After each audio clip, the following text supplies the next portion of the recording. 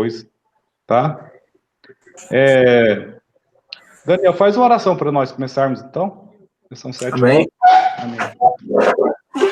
Senhor Deus e Pai, estamos na sua presença, Pai, mais um dia de quinta-feira, com essa aula, Pai, que o Senhor possa abrir o nosso coração, a nossa mente, e que a sua palavra possa entrar de encontro conosco, Pai.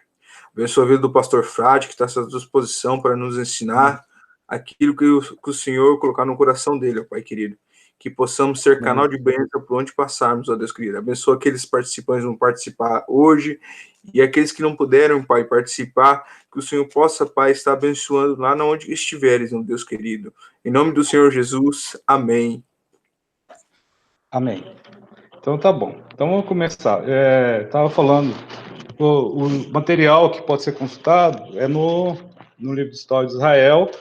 A gente está no capítulo 7, tá? Do Ralph Smith, que é o livro que eu estou seguindo, tá bom? Então, no capítulo 7, as nações vizinhas, já falei. Então, a gente está aí fazendo a transição aí do reinado, do período dos juízes para a monarquia. Então, a monarquia, ela foi pedida por alguns e não é um pedido, assim, universal ou todo Israel pediu um rei. Não existia um movimento de antimonárquico, né? E o movimento monárquico, tá? Porque o que se entende da monarquia, conforme os textos que eu li na aula passada, que era quase um sistema de que você agora teria um dono, né? Todas as pessoas seriam servas ou servos do rei. Quer dizer, o rei seria o dono de tudo.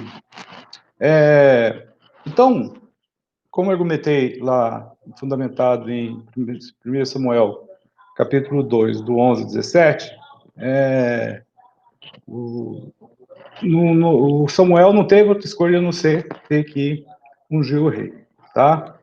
Esse foi o ápice do desmoronamento do sistema de tribo, né, do sistema tribal, que está, né, no livro de Juízes, né?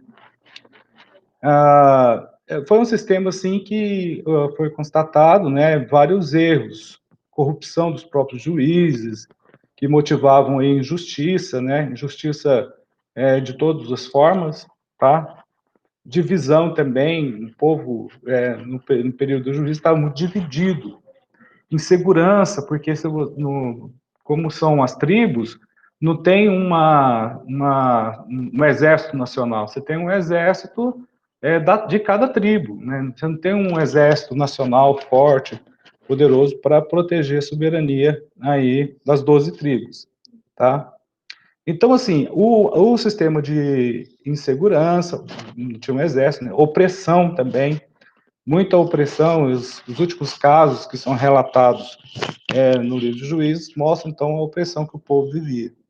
Então, desse modo, a corrupção que se instalou no sistema tribal foi mais as causas internas, né, que foram assim, que foram fortes, né, que foram motivadoras para que o sistema de juiz fosse desaparecendo.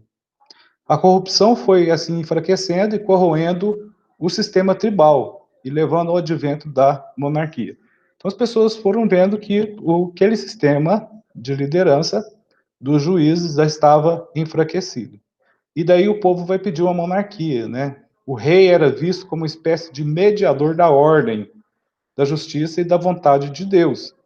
Ele se encontrava acima do povo e afirmava ser filho de Deus ou representante de Deus na terra. Era um representante de Deus, portanto, tinha que ser as regras que ele colocasse para o povo deveriam ser observadas às cegas, né? Todos deveriam obedecer, sem questionar, tá? Isso foram as questões internas, né? As questões externas, tá? Foi a influência dos povos vizinhos, dos cananeus, que já tinham um sistema monárquico, e conquistando terras e controlando as rotas comerciais. Os cananeus já possuíam reis, né? A cidade-estado, cada cidade-estado tinha o seu rei. E isso, então, o povo de Israel quer fazer um plágio, né? Como eles têm rei, a gente podia ter rei também, tá? O que levou aí os anciãos de algumas tribos a pedir a Samuel um rei como as outras nações. O texto bíblico fala como as outras têm reis, que nós queremos um rei também. Então, a riqueza acumulada por alguns grupos, o Cristiano,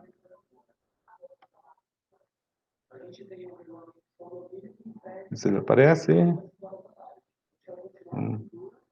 Isso. O senhor Cristiano. Shalom Paz, senhor Pastor Adonai. Plat. Shalom Adonai. Shalom Adonai. Paz, senhor turma.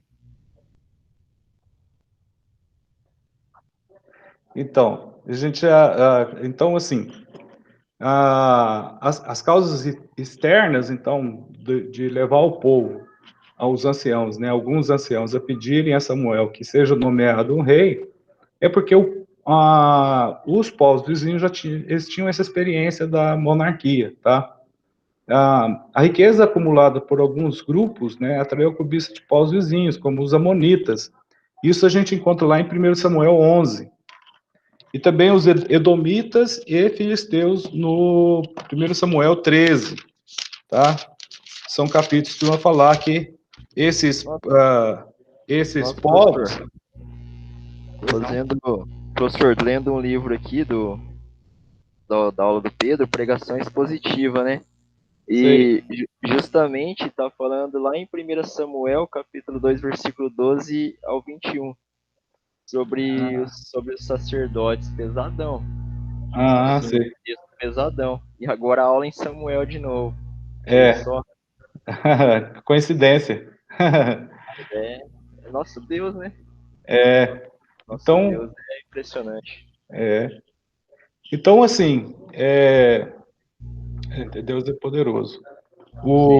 Os amonitas, né, eles vão ser atraídos, né, segundo relata Samuel no capítulo 11, vai ser atraído pelas riquezas que estão sendo acumuladas por algumas categorias, por alguns grupos das 12 tribos aí de Israel. Como também lá em 1 Samuel 13, né, também vai chamar a atenção a riqueza de alguns grupos israelitas, dos edomitas e dos filisteus. Então, esses grupos mais ricos, essa elite mais endinheirada, né, mais poderosa de Israel, eles tinham um grande interesse em defender as suas propriedades e atividades, tá? Atividades de troca de mercadorias. Então, os ricos de Israel começaram a exigir cada vez mais um exército permanente e profissional contra os ataques dos bandos de salteadores desses povos vizinhos, como eu citei aqui em 1 Samuel 11 e 1 Samuel 13.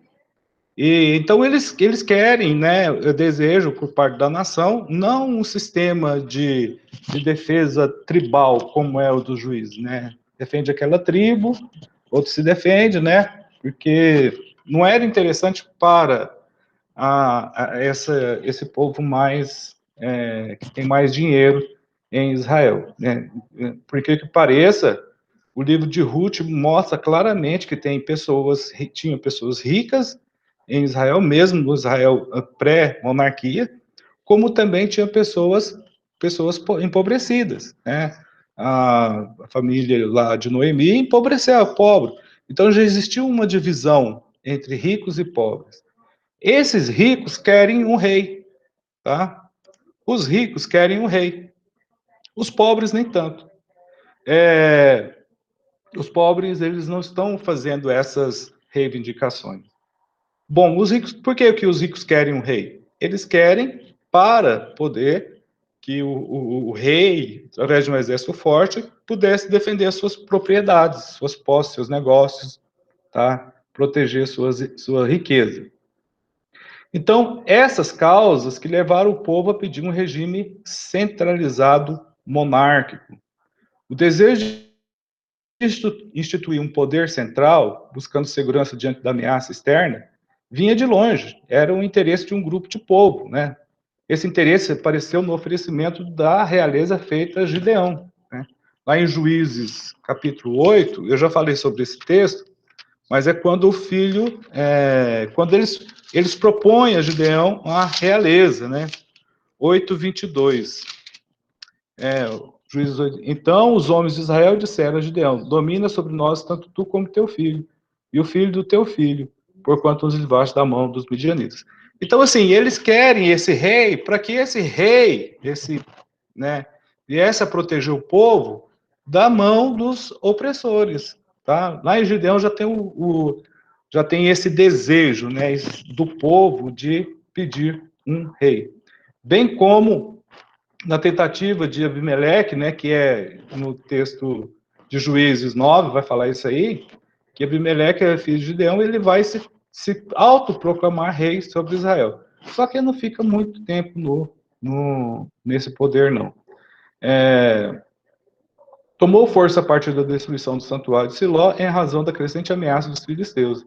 Então, assim, essa ideia da monarquia ganha força diante de um momento de opressão de uma nação que está cobiçando as riquezas de Israel.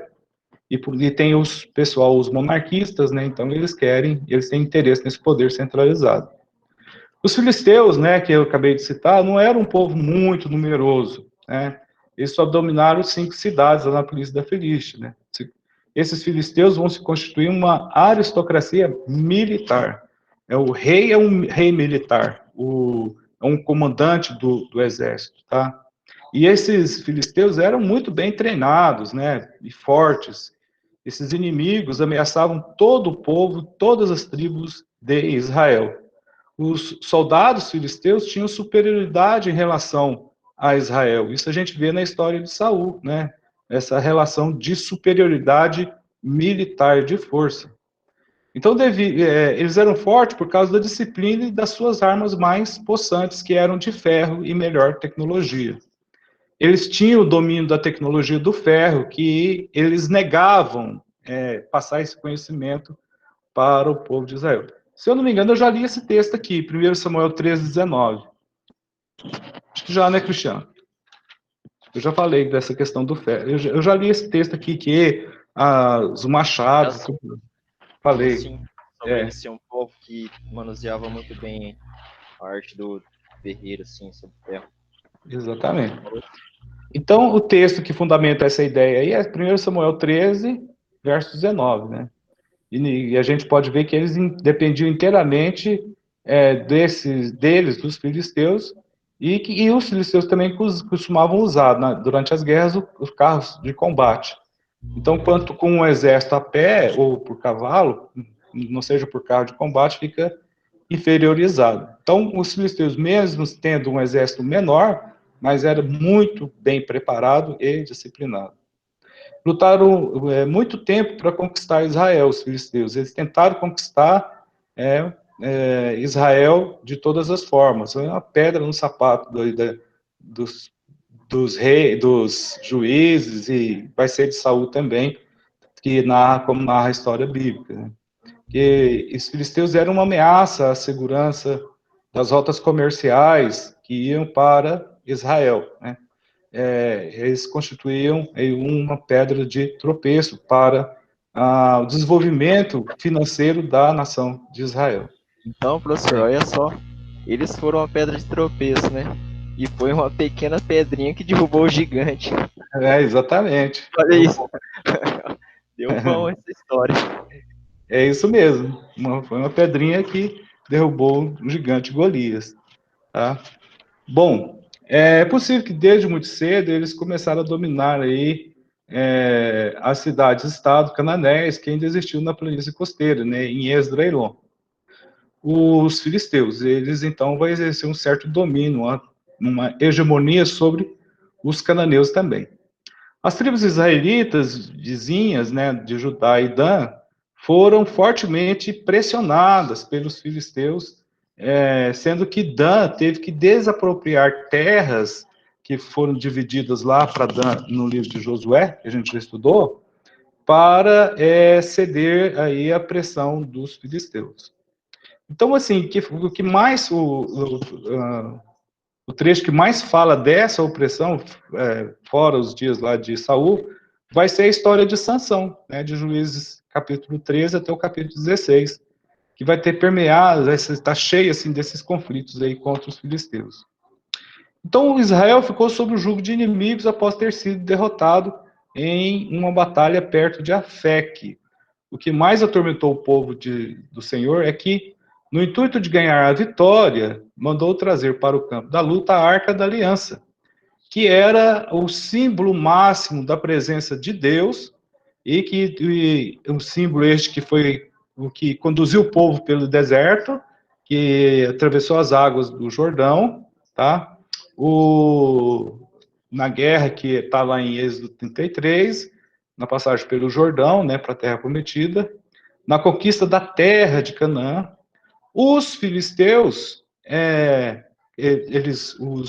os israelitas levaram a arca e os filisteus ganharam a batalha em Afeque, e além disso, eles também tomaram a arca deles, eles pegou para eles, tá? Essa história está lá em 1 Samuel, capítulo 4. 1 Samuel, capítulo 4, vai estar essa história. Do 1 ao 11. Olha só. Vou ler o 4, é a batalha, hein? Essa batalha é em Afeque. Vou ler o 4, 9, 10 e 11. 9, 10 e 11.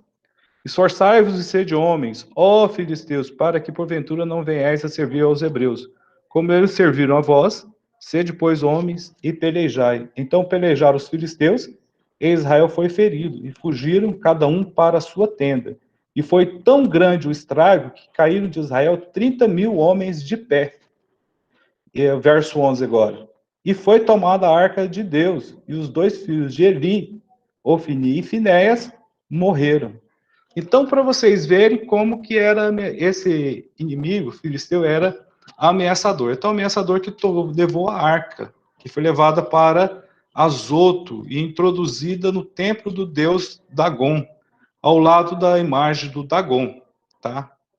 O Senhor, vendo esta afronta a esse objeto sagrado lá na Torá e para o povo de Israel, castigou os de Azoto, né, os azotitas, né, que são os filisteus, com a mutilação de seus deuses e com tumores, que afligiram o povo, o que fez com que eles, mais tarde, devolvessem a arca a Israel. Eu também já li esse texto, que eles foram feridos com hemorroides. Então, eles mandaram fazer hemorroidas de ouro para apaziguar a ira de Deus. Mais tarde, os filisteus voltaram a atacar os israelitas em Masfa, né? Mas foram vencidos até devolver as cidades que deles haviam tomado. Então, a animosidade contra Israel e sua ambição de conquistá-lo inteiramente continuaram constituindo uma ameaça constante que levou o povo de Israel a se organizar melhor e ter, como os outros povos tinham, né, nesse contexto, um rei permanente, que os defendesse, que os conduzisse na guerra, né, que defendesse os interesses econômicos e políticos da classe mais abastada de Israel. Então, os filisteus já haviam instalado guarnições no interior de territórios israelitas, quer dizer, eles estavam ganhando espaço aí no período dos juízes, no período de Samuel também. Eles eram, né, se você pode ler isso em 1 Samuel 13, que vai estar essa história. Eles eram, de fato, aí, uma ameaça árdua e prolongada, e que exigia uma tropa regular, né, que estivesse sempre pronta para combater o inimigo. Quem sabe conseguir preparar sua derrota final, o massacre final dos filisteus. É preciso que alguém saia de diante de nós e faça as nossas guerras. Isto é um pedido do povo que está lá em Samuel 8, 1 Samuel 8, 20. Nós também seremos como todas as outras nações, e o nosso rei nos julgará e sairá diante de nós e fará as nossas guerras. É isso que estava motivando, então, o pedido de uma monarquia, tá? Há na Bíblia 2 textos que mostram que a monarquia não era um desejo de todo o povo. A monarquia em Israel não era uma unanimidade. Existia uma ala favorável à monarquia, que eu já falei que era o povo mais abastado, os mais ricos, que tinham as mais terras, as tribos mais ricas. Nem todas as tribos ficaram ricas, porque a herança ficou para o deserto, não conseguia produzir nada. Né? O exemplo que eu digo aqui de Simeão. E tinha aquelas pessoas que não desejavam uma monarquia. Tinha os monarquistas e os antimonarquistas. Quem queria um rei, olha só, não eram os camponeses pobres, mas os ricos residentes nas cidades. Olha lá, fundamenta essa ideia aí, 1 Samuel capítulo 11, do 5 ao 11, que eu vou ler para vocês. E eis que Saul vinha do campo, né, 1 Samuel 11, do 5 ao 11. E eis que Saul vinha do campo, atrás dos bois, e disse a Saul, que tem o povo que chora? E contaram-lhe as palavras dos homens de Jabes. Então o Espírito de Deus se apoderou de Saul, ouvindo essas palavras, e acendeu em grande maneira sua ira. E tomou um par de bois e cortou-os em pedaços. E os enviou a todos os termos de Israel, pelas mãos dos mensageiros, dizendo, qualquer que não sair atrás de Saul e atrás de Samuel, assim se fará aos seus bois. Então caiu o temor do Senhor sobre o povo, e saíram como um só homem. E contou-os em Bezeque, e houve dos filhos de Israel 300.000, e dos homens de Judá 30.000. Então disseram aos mensageiros que vieram, assim direis aos homens de Jabes de Gileade, amanhã, em aquecendo o sol, vos virá livramento. Vindo, pois, os mensageiros, enunciando aos homens de Jabes, se alegraram. E os homens de Jabes disseram, amanhã sairemos a vós, então nos fareis conforme a tudo que parece bem aos vossos olhos. E sucedeu que, ao outro dia, Saul pôs o povo em 3 companhias, e vieram ao meio do arraial, pela vela da manhã, e feriram Amon, até que o dia aqueceu. E sucedeu que os restantes se espalharam, que não ficaram 2 deles juntos. Que não ficaram 2 deles juntos. Então, esse texto aqui já demonstra que uma parte apoiava as guerras e que Saul, né, indo em batalha para ajudar Jabes, lá na região de Gileade, né, em Jabes de Gileade, ele tem que ameaçar o povo para que formasse exército para ir lá vencer esses inimigos. Então, assim,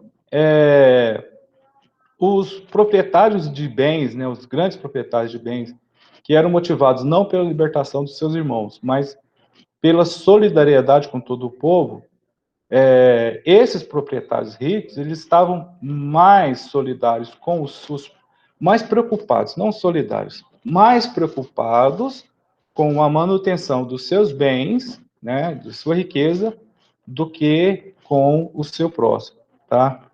As suas propriedades e também as rotas comerciais que esses proprietários queriam defender. Então, assim, essa ideia fica bem clara, como a gente está pela história tentando desenhar aqui esse anseio por um rei, lá em Juízes, voltando a Juízes, né, capítulo 9, de 8 a 15, quando fala sobre o Jotão, o filho mais novo de Sansão, que escapou da matança de seus irmãos porque se escondeu. Então, o texto é dirigido aos homens notáveis de Siquém, aos homens ricos de Siquém. A rejeição à realeza por parte da oliveira, da figueira e da videira, que prestaram preciosos serviços aos homens e aos deuses, mostra com fina ironia que quem vai assumir o papel de rei não seria nenhum dos melhores, mas quem só quer balançar por sobre as árvores, exigindo e cobrando honras, privilégios e serviços. Então, a aceitação por parte nessa linguagem figurativa desse texto que eu acabei de dizer, que os camponeses, o que os camponeses pensavam sobre a realeza, tá? Então, os camponeses não eram monárquicos, eles eram antimonárquicos. Lá no texto de 1 Samuel 8, também, capítulo 8, Samuel põe na boca do Senhor o que ele pensa sobre a realeza, sobre a forma de direitos do rei. tá? Alguns autores refletem que a palavra tomar, que ocorre 6 vezes, né, nesse texto de 1 Samuel 8, que eu já li também, né, 8, o 11 a 17, aparece 6 vezes a palavra tomar nesse texto, né? Então, tomar aí nesse texto, né, será o costume do povo dos reis, e houver reinado sobre ele, tomará os vossos filhos, tomará vossos empregados, tomará os vossos campos, tomará os vossos gados, tomará a vossa riqueza. O rei vai tomar tudo isso, é isso que o Samuel. Então, o Samuel está sendo aí contra esse movimento monarquista, tá? Então, parece que nesse texto a palavra tomar, né, é uma palavra-chave para entender aí que tipo de exploração um rei faria sobre toda a nação. O que aconteceria realmente com a monarquia?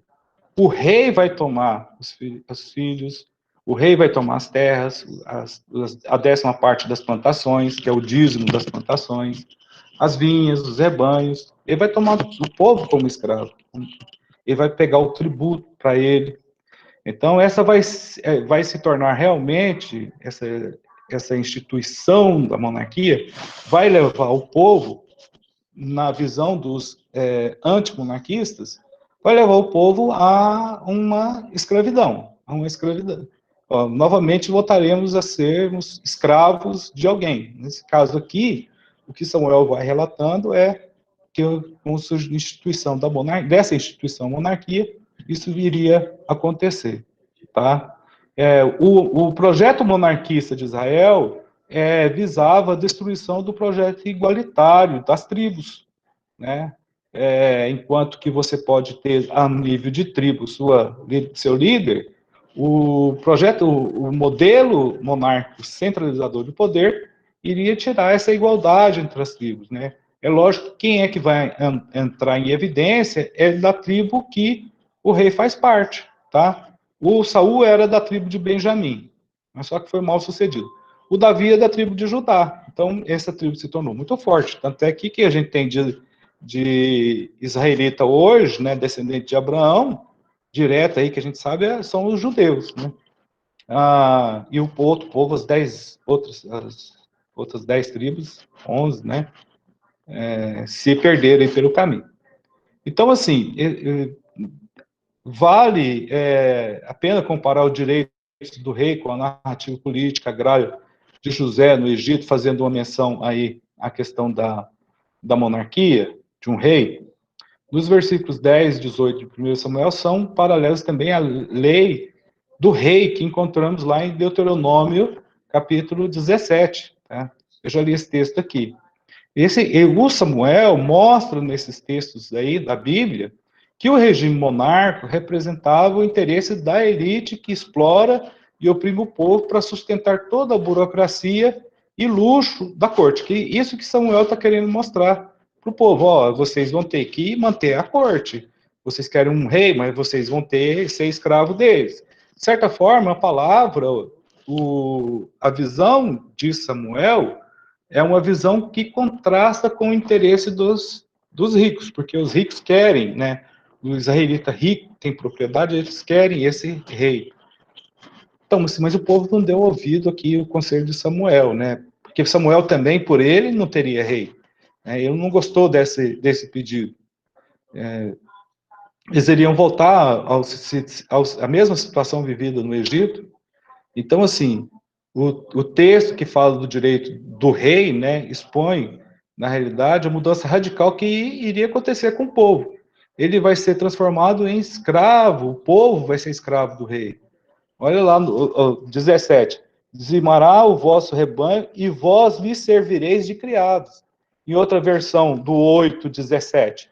E vocês vão ser escravos do rei, tá? A instituição do poder central significava, de fato, a destruição do projeto, a extinção do projeto do sistema tribal, o que levava o povo de volta a um regime de que vai servir a um homem, né, que vai servir uma pessoa, um rei, tá? Bom, mesmo depois de advertido por Samuel, o povo manteve seu pedido de um rei, né? o 20 lá, eles, não adianta, Samuel, o que você já falou, olha lá o que diz o 20, ó, 1 Samuel 8, 20. E nós também seremos como todas as outras nações, o nosso rei nos julgará e sairá diante de nós e fará. Quer dizer, o povo que quer a monarquia só está falando do lado positivo, mas não está falando do outro lado negativo. Então, nesse aspecto, quem será que de fato precisava de um rei como as outras nações, né? Quem é este povo que pede um rei? Não é todo Israel. A quem interessa um novo regime, uma nova instituição?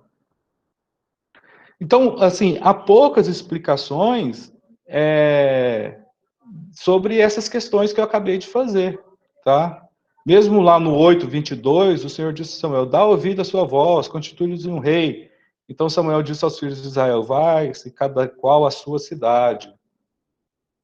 Então é muito importante a gente notar aqui que o livro de Samuel contrapõe aí o termo cidade e tenda, que por sua vez é o símbolo dos camponeses, né, das pessoas que eram agricultores, mais pobres.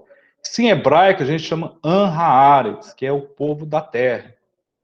Muitos dos grandes proprietários do tempo de Samuel residiam nas cidades e contratavam empregados para trabalhar em seus campos de lavouras. Isso nós podemos dizer a partir do texto que eu acabei de ler, tá? Os homens ricos têm interesse na segurança dos seus bens, da produção, da lavoura. É isso que vai dizer o 8:22. Ao mesmo tempo, esse rei vai fazer um exército forte para defender as rotas comerciais, as estradas por onde passavam os seus produtos para o comércio. Tá? Essa afirmação minha está registrada em 1 Samuel 31:7.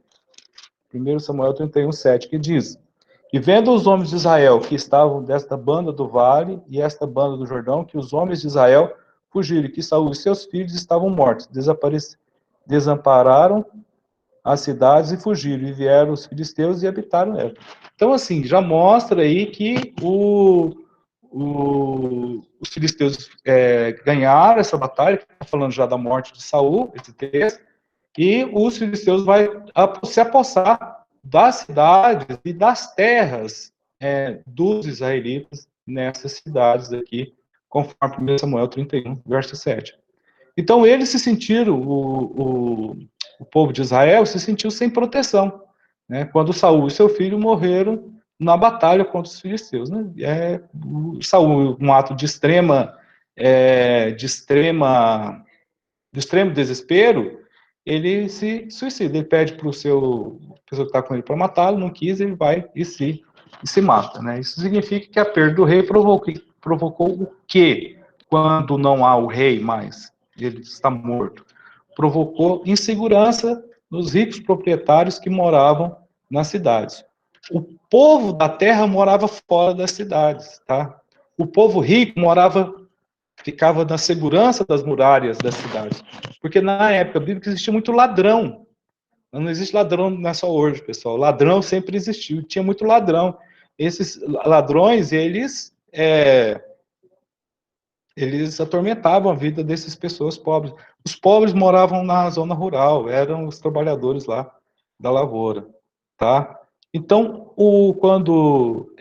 pegando essa história para dizer que existe o povo da cidade, o povo rico que quer o rei para defendê-los, para dar segurança. Por outro lado, tem um povo que não está falando, mas não é esse o sentido que eles querem, né? Porque eles não têm muito como exigir, até mesmo porque esse povo está excluído do esquema social de Israel.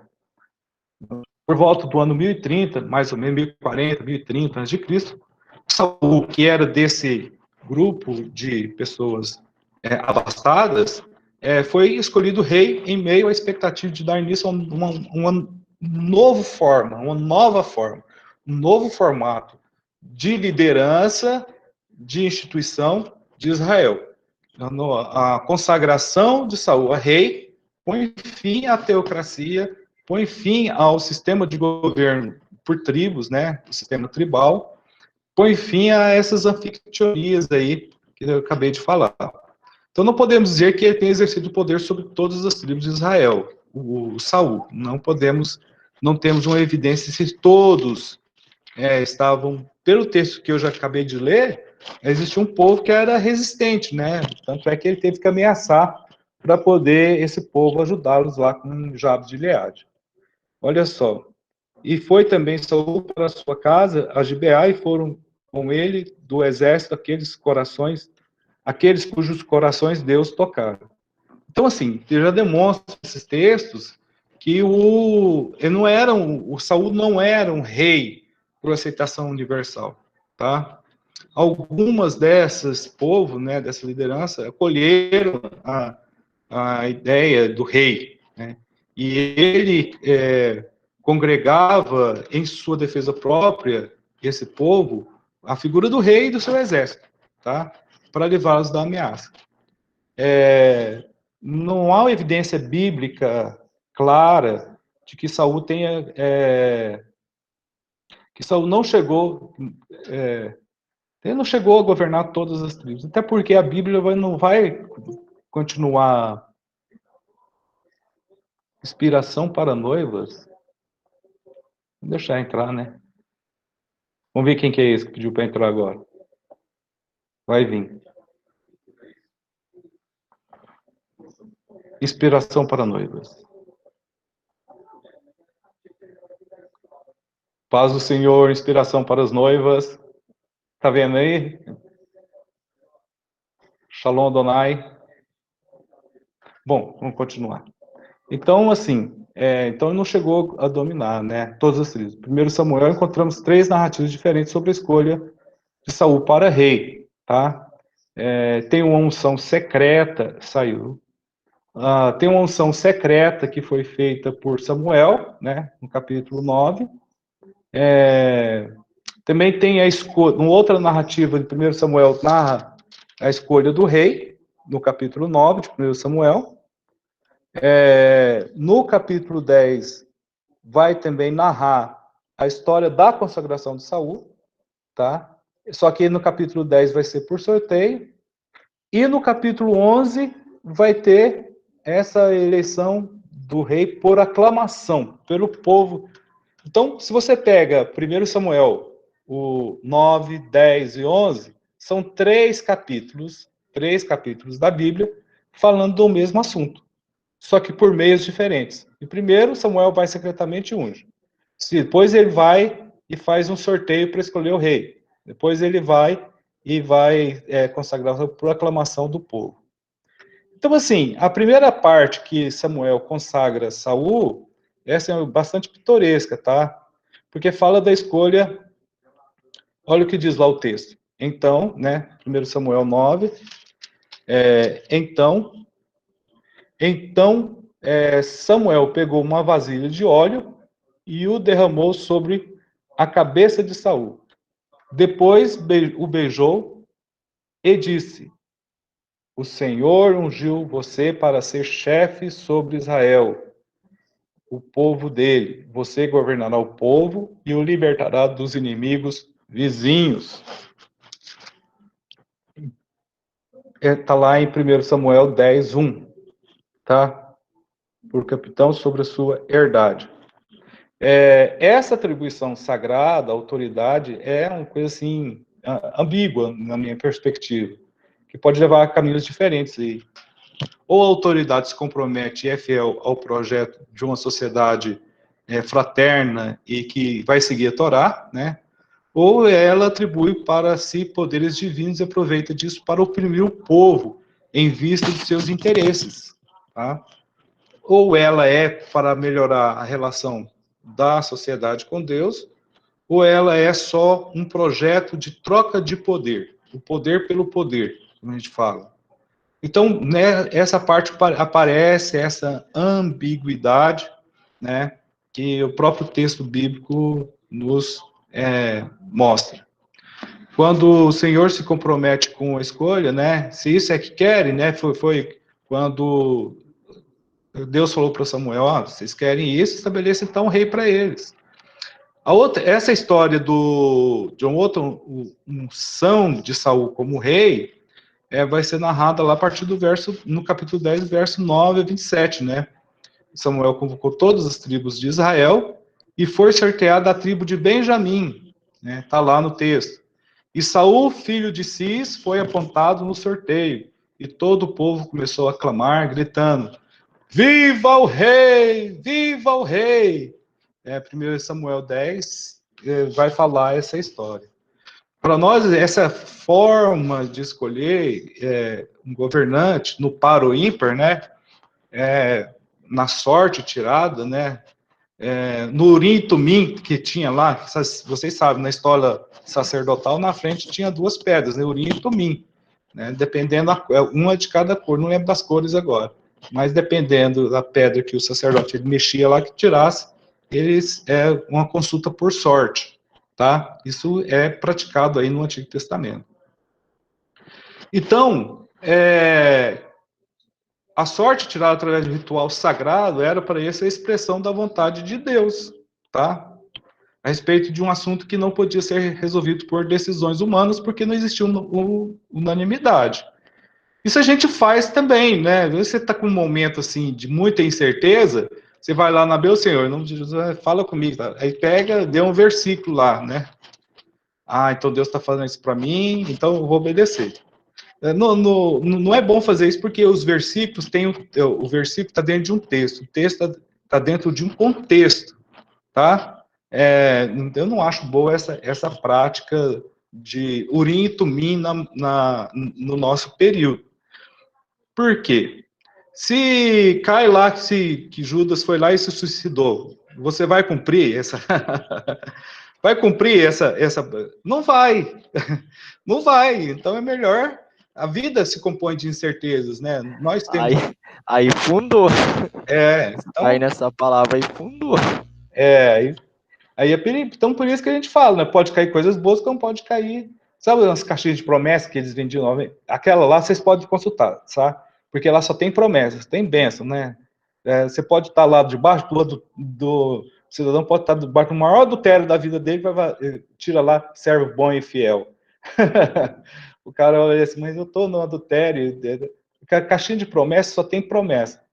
Também eu não acho que isso é a mesma coisa que o Samuel fez, né? Ele errou, não estou dizendo que é errado, mas ele fez novamente uma consulta por sorteio a Deus. E, sendo um sorteio, então, iria deduzir da parte disso que essa era a vontade de Deus, a instituição da realeza. No terceiro texto, lá no capítulo 11 de 1 Samuel, que é considerado até um texto mais antigo, né? E com muita probabilidade a mais real aí que das escolhas da unção de Saul, né? São três unções que Saul vai ter. No capítulo 9, no capítulo 10 e no capítulo 11. Né? Não é só uma, não. Ele vai ter 3 narrativas históricas da unção de Saul como rei. Para mim foi Samuel que escreveu isso aqui. Samuel, disse novamente e disse outra vez. Só que a escolha por formas diferentes. Então, olha lá o que diz lá em 1 Samuel 11, 15. E todo o povo se reuniu em Gilgal, e aí mesmo, diante do Senhor, proclamaram Saul como rei. Então, essa decisão espontânea e unânime de escolher Saul como chefe é explicada pela capacidade guerreira que ele demonstrou pouco antes na vitória contra os amonitas, no texto que eu já li hoje. É difícil qual o povo que aclamou um chefe, né? Qual o povo na antiguidade aclamou um chefe? Um chefe de Estado, um rei. A gente não tem evidências de que os reis eram aclamados. Até porque rei, ele só chega ao reinado quando ele vence, normalmente é uma família mais poderosa que vence das outras famílias, e daí, pelo pânico, pelo medo dessa pessoa, as pessoas passam a submeter ao rei, quando existir isso aí, né? Hoje as monarquias são constitucionais. E a realeza, ela é de pai para filho. Não foi o que aconteceu com Saul. Então, certamente não foram todos as tribos, mas o pessoal da tribo de Benjamim e outros adeptos aí, simpatizantes da monarquia, que vai aclamar, vai pedir esse rei. Então, dessa forma, pessoal, o Saul se tornou um chefe, o rei guerreiro, mais guerreiro do que um rei propriamente dito. A principal tarefa de Saul foi organizar um exército permanente, para a qual ele escolheu Abner, né, como general-chefe. Pouco sabemos da sua administração política, né, de Saul. Depois a história fica narrando do ciúme que ele tem de Davi. Em todo caso, ele deve ter criado um mínimo de organização central na cidade de Gabá, né, na tribo de Benjamim. De fato, a Bíblia mostra mais interesse pelas guerras contra o inimigo principal. O principal inimigo de Israel no reinado de Saul foram os filisteus. A Bíblia não mostra com clareza que o surgimento desse novo regime político seja plenamente feito pela vontade de Deus, pela fé. Então, ao contrário, né, a Bíblia deixa a questão bastante aberta e salienta assim, com muita firmeza os sérios problemas que essa mudança poderia provocar. Né? Olha, Samuel, Deus falou para Samuel, eles não estão rejeitando você, eles estão rejeitando a mim. É isso que Deus fala para Samuel. Porque Samuel falou assim, eles estão me rejeitando, né? Deus fala, não, eles estão rejeitando o povo. Essa expressão de chamar para um rei era uma rejeição. Isso próprio Deus fala para Samuel, que é uma rejeição desse povo ser o único exclusivo de Deus. Então, colocando aí na boca do profeta Samuel, né, do juiz Samuel, a mais séria crítica da história, a mais séria das críticas feitas sobre a escolha de um rei, tá? E, assim, o Samuel deixa bem claro que o povo quer um rei porque os vizinhos têm rei, as outras nações têm rei. Então, a Bíblia, a história bíblica mostra que o projeto do Senhor de fazer esse povo único e exclusivo corre um grande risco, pois estão em jogo a participação do povo nas decisões igualitárias do projeto original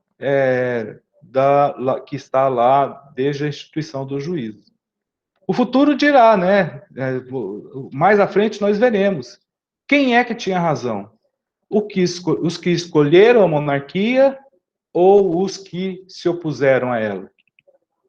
Qual deles? Então, vamos ver na história. Quem é que vai ter razão?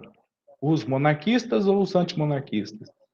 Então, assim, há autores de história bíblica de Israel que apontam dois elementos como essenciais na monarquia de Israel. Isso significa que fazia-se necessário a escolha de Deus com a aprovação do povo. Deus escolhe e o povo aprova. Era a monarquia do Senhor sobre uma base reconhecida e confirmada pela comunidade popular. O rei se encontrava exatamente entre o Senhor e o povo. Então, teoricamente, o rei era um representante de Deus junto ao povo e vice-versa. Mas tem um terceiro elemento presente nos textos sobre o reinado de Saul, né? E o rei não podia pretender ser o único representante do Senhor, nem o único intérprete da sua vontade. Isso era o rei, o representante de Deus, na pessoa do rei, um representante de Deus na terra. Mas os textos narrados por Samuel, escritos que a gente tem na Bíblia, não nos fala isso, que ele também vai fazer a interpretação da vida religiosa, né? Ele deveria submeter-se ao controle e à crítica do profeta do Senhor? O rei deveria se submeter? Com certeza deveria se submeter. Então aí a gente tem um terceiro agente nessa história de Israel. Você tem o juiz, você tem o rei, e você também começa a ver aí em Samuel a figura do profeta, né? E aí nós vamos ter grandes profetas aí citados na Bíblia. O Samuel era um profeta, Gad, Natã, Isaías, Jeremias, assim, e por em diante. Quando o rei se negava a seguir essa voz profética, ele afastava-se do projeto ideal e idealizado e proposto por Deus. O sinal de não aceitação da mensagem profética por parte do rei seria uma recusa do próprio Deus. Então, a figura do próprio Saul, né, correspondendo ao interesse principalmente das tribos mais prósperas, foi designado para realizar a tarefa de transição entre a vida tribal e a monarquia. Essa mudança não foi feita de uma vez, mas foi paulatina, aos poucos. Nem podemos dizer que Saul tenha sido rei no sentido pleno da palavra, né? Como eu falei, ele se ocupou em fazer as guerras, né? A gente não tem muitos detalhes da administração política, administrativa dele. Porque ele foi mais um chefe recrutador tribal e um rei militar que manteve as suas tropas na defensiva. Então, a única diferença que a gente vê entre o juiz como chefe tribal carismático e Saul como rei é que esse tinha poderes permanentes e de sucessão, né? O monarquia, o filho mais velho seria rei no lugar dele. O fato é que Saul não criou uma organização estatal. Pelo menos na Bíblia não cita nada disso. Não constituiu propriamente uma corte, também não fala sobre isso. O Davi e o Salomão vão criar. Não considerou Gabaá como cidade régia. Saul não construiu um palácio real. O Saul não construiu o templo. Não teve funcionários estáveis que se considerassem autoridade central responsável para sua jurisdição. Parece também que não promoveu mudanças nas instituições do culto e na vida religiosa, ou levou o povo a ser mais temente a Deus. A monarquia de Saul não tinha nenhuma estrutura burocrática, como a gente vê hoje no Estado moderno. A administração, a monarquia de Saul estava apoiada apenas no consentimento, na aclamação de algumas tribos, e ele passou a ser totalmente dependente dessas tribos. Nem assim alcançou o Saul fundamentos e bases sólidas para a perfeita defesa dos territórios de Israel, uma vez que ele não conseguiu nem defender Israel dos filisteus. Saul ainda enfrentou vários problemas que nasceram dos seus limites pessoais, de pessoas influentes e de situação externa. Ele provavelmente teve dificuldade de se adaptar à antiga organização tribal e às novas circunstâncias do reinado recém-nascido de Israel. O Saul foi criticado e depois abandonado por Samuel. O próprio Samuel, que o ungiu como rei, depois abandona, né? Lá na Bíblia vemos essa história. Então não podia mais contar com seu promotor e protetor, o homem da sua confiança. E isso vai gerar uma insatisfação no povo, né? Ao 1 Samuel 22. 1 Samuel 22, 2.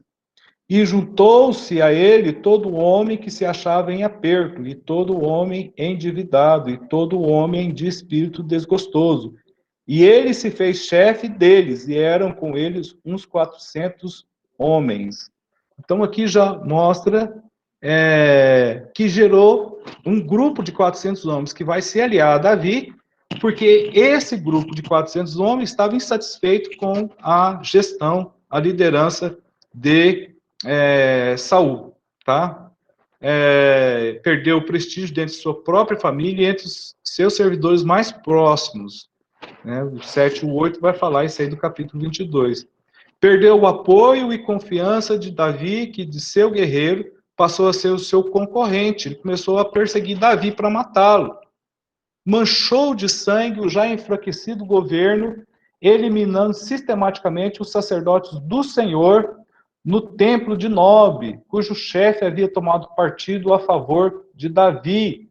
Isso está em 1 Samuel 22, tá? Quando Davi, com persistente fome, comeu, dado pelo sacerdote, os pães da proposição, a mesa de pães que ficava no lugar santo lá no tabernáculo. Então ele enfrentava ameaças constantes dos povos vizinhos, sobretudo dos amalequitas e dos filisteus. Então o Saul teve muita dificuldade para se levantar com suas próprias forças.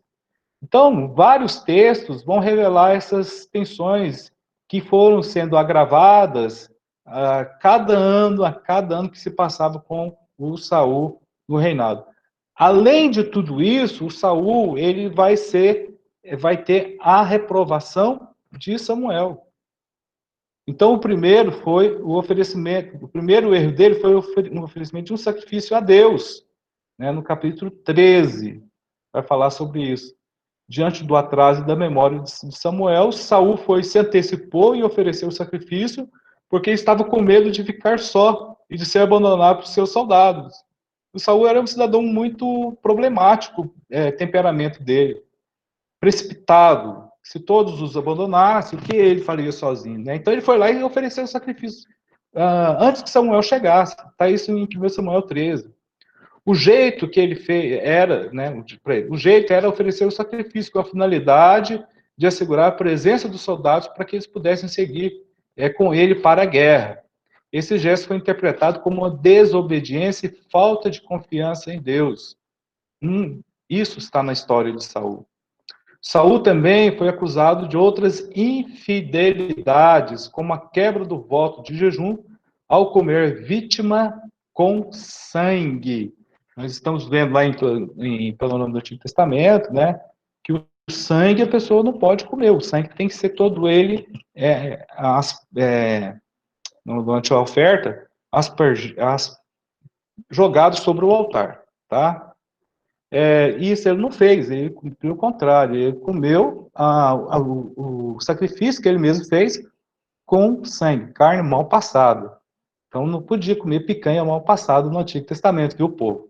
Hoje vocês estão pecando, comendo picanha mal passada. Carne mal passada. O povo gosta da... Então tinha que tirar todo o sangue para poder comer a carne.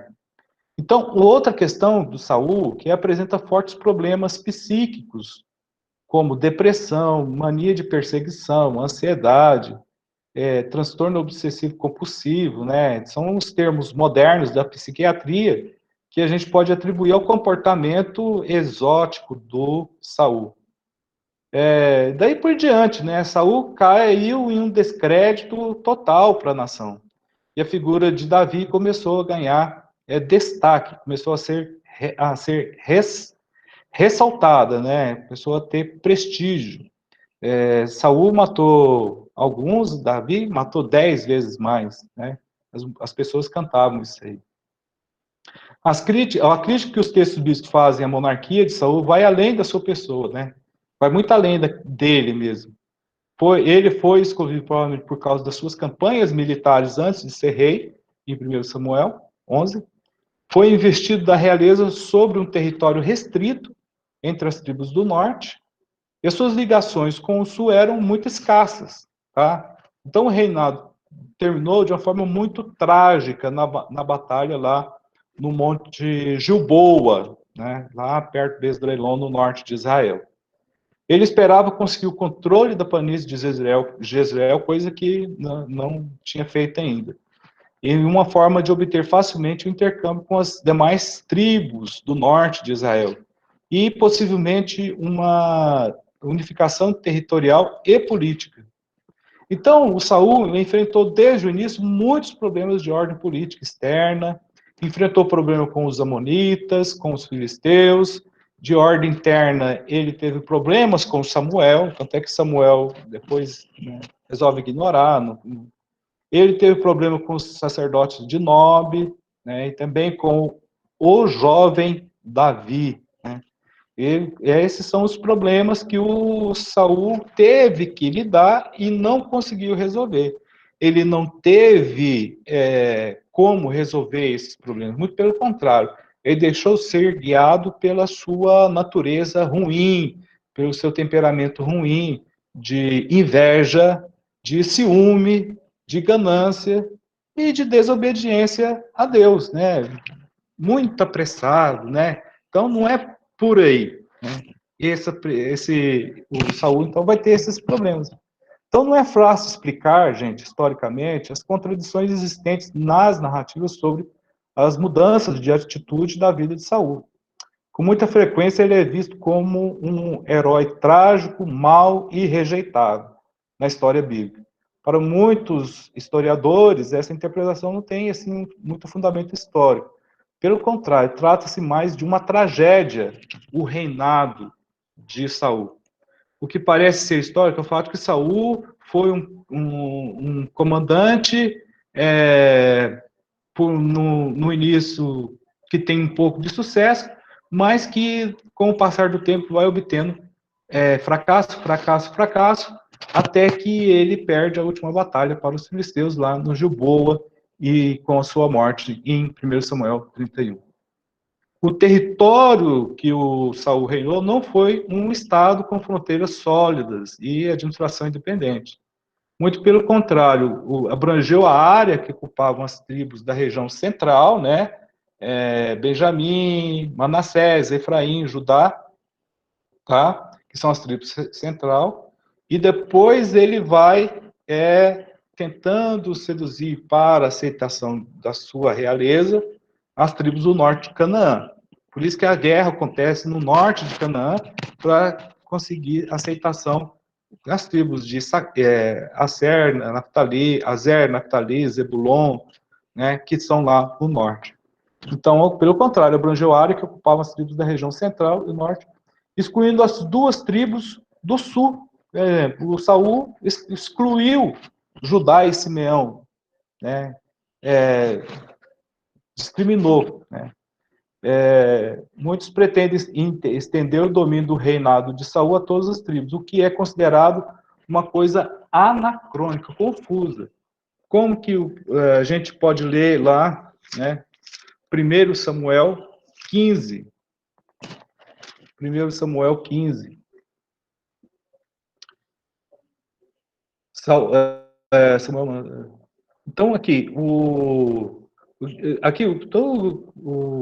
Samuel 15, 1 Samuel 15, 17 também, né? Vai estar falando dessa administração, assim, de aceitação universal. Depois vocês podem ler aí, ler 1 Samuel 15 e o 1 Samuel 17, que vocês vão ver que ele não tem uma unanimidade. Então, assim, lendo esses textos, vocês vão perceber que ele não reinou sobre as 12 tribos do extinto sistema tribal de Israel. Há quem duvide até mesmo que seu reinado se estendesse sobre todas as tribos do norte. Também não há certeza. O certo é que o reinado de Saul abrangia parte das tribos ali da região central. Contudo, a realeza de Saul teve como característica a sua autoridade militar, né? Ele era guerreiro. Então, assim, Saul começa a se estabelecer. Com Saul, ele é o primeiro rei sobre Israel, e durante seu reinado não houve propriamente uma monarquia no sentido político, abrangendo fazendo a liderança sobre todas as tribos, abrangendo todas as tribos. Mas o governo de Saul vai ser o germe daquilo que iria ser concretizado na pessoa do rei Davi. Então, esse período foi... Pode falar. Fazer uma pergunta, não sei se o professor concorda. Assim, olhando a história de Saul, né, aplicando para os dias atuais, ele começou até bem, né, tal, começou bem, mas assim, não pediu direção para Deus, não obedeceu. Tem até uma passagem que fala: é melhor obedecer do que sacrificar, né? Quando ele foi lá e deixou os povos, né? Uhum. Então, pode-se dizer que Saul só abriu passagem para o rei Davi, né? Começou, mas... Então, exatamente. Assim, fazendo uma breve aplicação. Então, o Salmo 143, versículo 10, quando Davi fala: ensina-me a fazer a tua vontade, pois és o meu Deus, guia-me o teu bom espírito por terra plana. Em oração, Davi pediu que viesse a fazer a vontade de Deus e não a sua. Exatamente. É praticamente uma aplicação que dá para fazer hoje, né? Por isso que homens de Deus começam as coisas da bem, mas de repente esquece de Deus e começa o eu dele crescer, e aí é a hora que cai. Mais ou menos é isso que acontece nos dias atuais, fazendo uma aplicação para hoje, né? Acontece isso com pastores, líderes, em todos os sentidos. Começa até bem o ministério, mas depois deixa de ouvir a voz de Deus, porque deixa. Aí afunda. Aí é o começo do fim. Está começando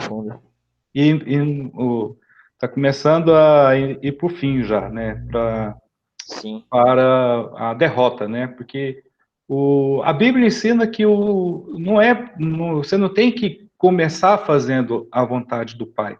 Então você tem que viver, né? Não só começar, início, meio e fim. Você tem que terminar fazendo a vontade de Deus também.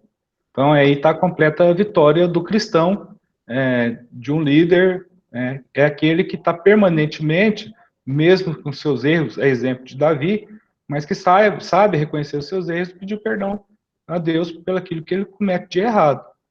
Então, o governo de Saul vai ser totalmente diferente do governo de Davi. Talvez, né, talvez Davi tenha aprendido muito com os erros de Saul, porque Davi era inteligente, tá? Ele observava a administração do Saul, ele via a administração. Então, eu entendo que ele também teve um momento assim de deserto na vida dele, quando ele estava sendo perseguido, um momento que ele estava esse momento de deserto perseguindo. É angustiante você ser perseguido pela polícia, pelo exército de Israel atrás de você para te matar, porque o rei quer te matar, né? Ele passou por um pedaço bem difícil, mas de aprendizagem, tá? Então, amém. Então, a história de Davi, né? Vamos à história de Davi. É narrada aí no primeiro e no segundo livro de Samuel. A gente vai encontrar a história dele. Do primeiro Samuel a gente tem que ler o primeiro Samuel, né? O primeiro livro de Samuel para a gente entender a história de Davi. Ele aparece aí lá no capítulo 16, né? Ele aparece antes, mas no capítulo 16 é quando Deus manda ungir o rei sobre Israel. Tá? Isso tem. E todo o livro de 2 Samuel vai ser dedicado à história de Davi. Tá?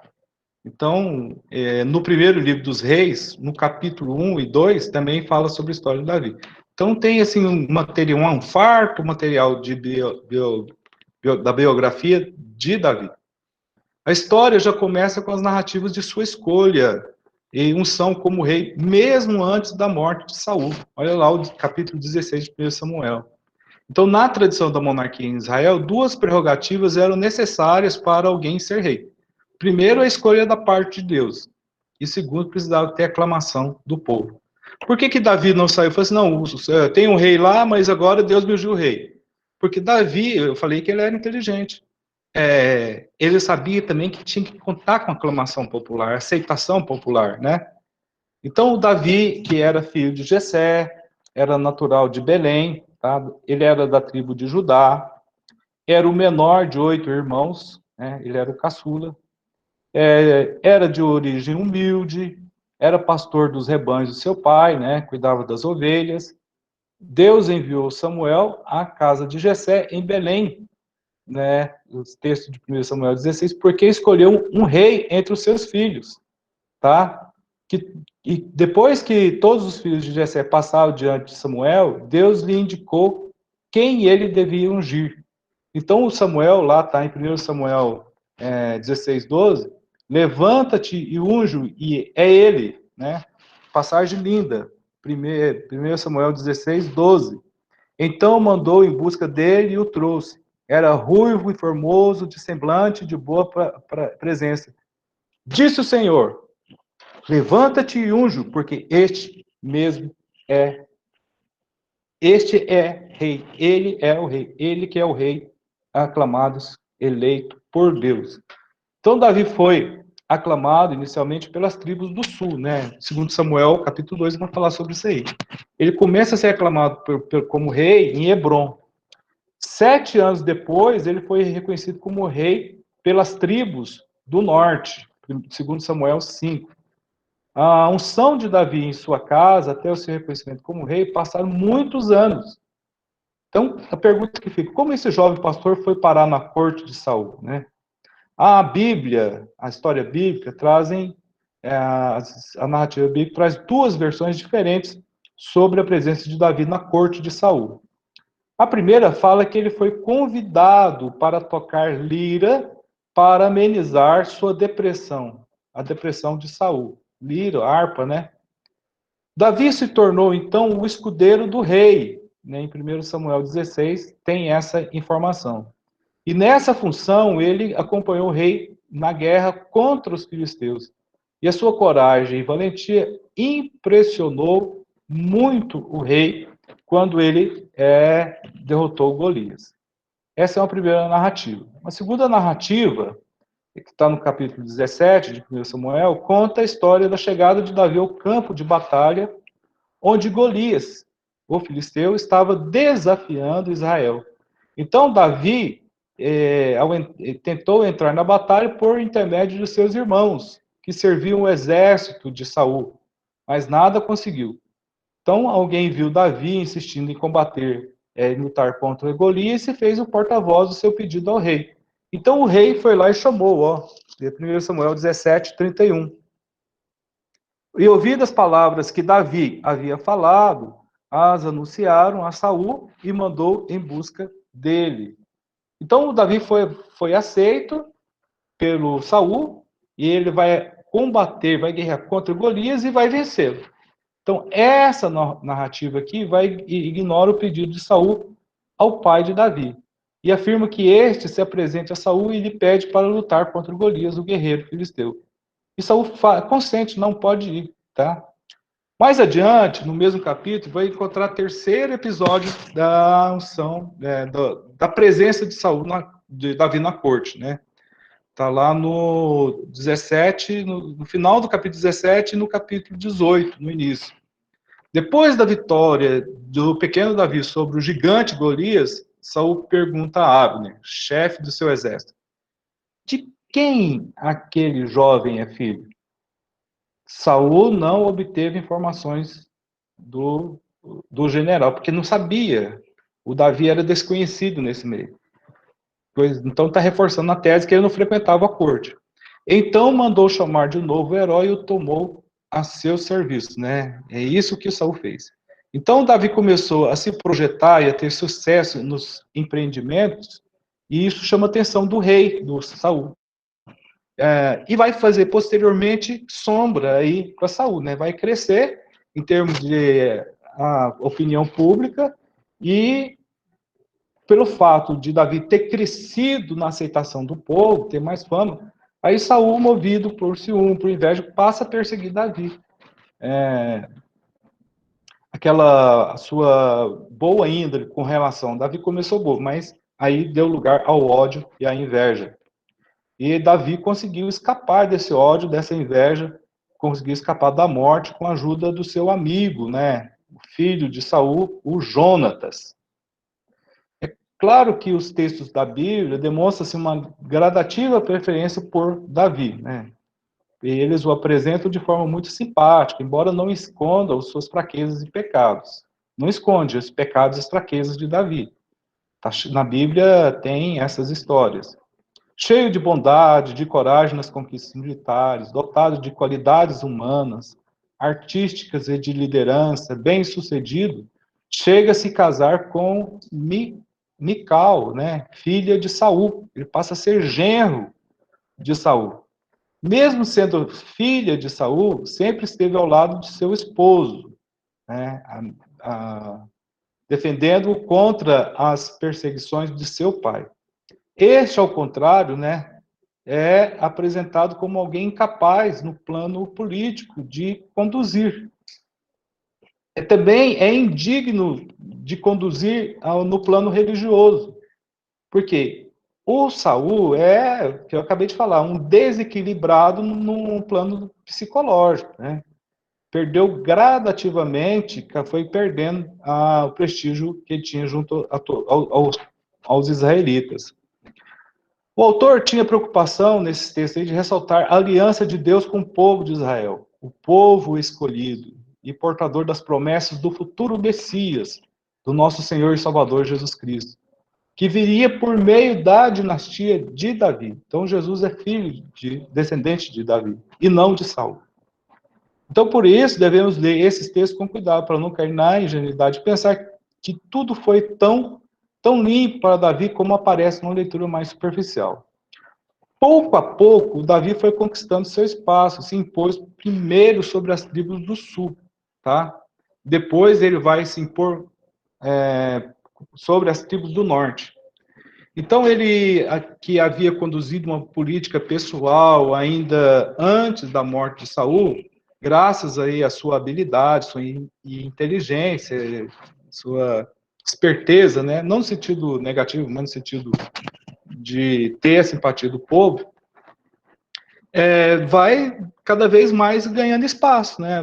Cada vez mais o povo vai aceitando, caso Saul morresse, o possível reinado aí de Davi. O Davi não participou da guerra que levou Saul à morte, é bom que se diga isso, porque Davi está sendo perseguido pelo Saul, se visse ali ia matar. O Davi, quando ocorreu isso, ele ficou em Hebrom, tá? E foi a partir de Hebrom que ele começa a ser, após a morte de Saul, que ele passa a ser reconhecido como rei de Israel. Segundo Samuel 2 fala isso. Vamos lá, segundo Samuel, capítulo 2, do 1 a 4. E sucedeu depois disso que Davi consultou ao Senhor, dizendo: subirei a alguma das cidades de Judá? E disse-lhe o Senhor: sobe. E disse Davi: para onde subirei? E disse: para Hebrom. E subiu Davi para lá, e também as suas duas mulheres, Ainoã, a Gisraelita, e Abigail, a mulher de Nabal, o Carmelita. Fez também Davi subir os homens que estavam com ele, cada um com a sua família, e habitaram nas cidades de Hebrom. Então vieram os homens de Judá e ungiram ali a Davi, rei, sobre a casa de Judá. E deram avisos a Davi, dizendo: os homens de Jabes de Gileade são os que sepultaram a Saul. Então aqui Davi começa já a ter uma proeminência, uma projeção, já tem como rei na região sul de Israel, em Hebrom, que fica na tribo de Judá. Então, assim, no geral, Davi,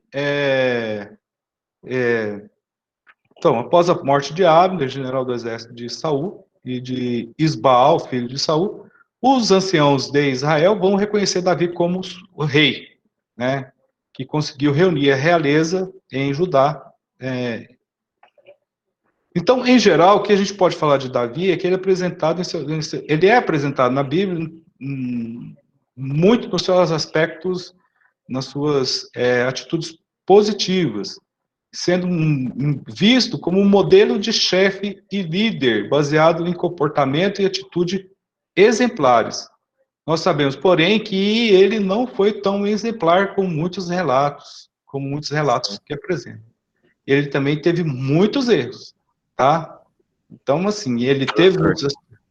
Pode falar, Cristiano. Como pode dizer, né? Como segundo o coração de Deus, exemplar, mas como pai de família, como chefe, como chefe de família, eu sugeriria para ele ler lá a primeira carta do apóstolo Paulo aos Coríntios, capítulo 7, sobre os casais. Exatamente. Mas como segundo o coração de Deus, foi exemplar, mas para a família. Mas isso que é o bom da Bíblia, né? Isso que é o bom da Bíblia. Nada tá escondido para que possamos, ao lê-la, né? Ao lê-la, ver que nossos pecados não são escondidos perante Deus. Às vezes podemos acobertar perante os homens, mas a Deus tudo é revelado. Com certeza. Então, isso é verdade, é uma máxima aí muito louvável, muito bem vista, né, pela história. Ele mas tem os erros também, tá? Então, mais do que apresentar os fatos históricos, os relatos bíblicos procuram mostrar também a relação entre a religião e a política, tá? Porque apresenta Davi como um homem de fé. Ele era um homem de fé. Ele era ungido por Deus. Ele tinha a legitimidade da monarquia, de exercer a monarquia em nome de Deus. O Isbaal, filho de Saul, que foi proclamado rei pelo general Abner, sobre Galate e Jezreel, Efraim e Benjamim, e outras regiões menores, enquanto que as tribos de Judá e Simeão, ao sul, já se encontravam aí plenamente sobre o reinado de Davi. O Isbaal, filho de Saul, vai ordenar a Abner que marchasse com seus adeptos para a região onde é a Cisjordânia hoje, e convocasse uma escolta pessoal dele e se confrontasse com os mercenários de Davi, chefiados por Joabe. Segundo Samuel, do capítulo 2 vai narrar essa história, do capítulo 2 até o capítulo 3. Davi conseguiu negociar com Abner, né, e este passou a estimular os israelitas do antigo reino de Saul a se aliarem a Davi, de tal forma que este, já como rei de Judá, com residência em Hebrom, preparava o caminho para governar também sobre Israel, não reconhecendo explicitamente assim qual é a resposta que Davi deu a Abner no texto aí de 2 Samuel 3, 21, tá? Então disse Abner a Davi: eu me levantarei e irei e ajuntarei ao rei, meu senhor, todo Israel, para fazerem aliança contigo. E tu reinarás sobre tudo o que desejar a tua alma. Assim, despediu Davi a Abner, foi-se ele em paz. Então, a gente não tem, assim, se Abner de fato fez isso, né? Só o texto, uma citação do texto bíblico. Então, o problema não estava entre Davi, nesse contexto, e Abner, né? Mas entre Abner e Joabe, porque o Joabe era o general para Davi. Né? Abner era o general do exército de Saul, tá? E ele era na batalha em Gilboa, ele havia matado Azael, que era irmão de Joabe. Segundo Samuel 22, 23, vai falar isso aí. Segundo Samuel 2, 22, 23. Olha lá. Então Abner tornou a dizer a Azael: desvia-te de trás de mim, porque hei de eu ferir-te e dar contigo em terra. E como levantaria eu o mesmo rosto diante de Joabe, teu irmão? Porém, não se querendo ele desviar, Abner feriu com o conto da lança pela quinta costela e a lançou e lhe saiu por detrás. E caiu ali e morreu naquele mesmo lugar. E sucedeu que todos os que chegavam ao lugar onde Azael caiu e morreu pararam. Então, o outro problema para o Abner é que era o Joabe.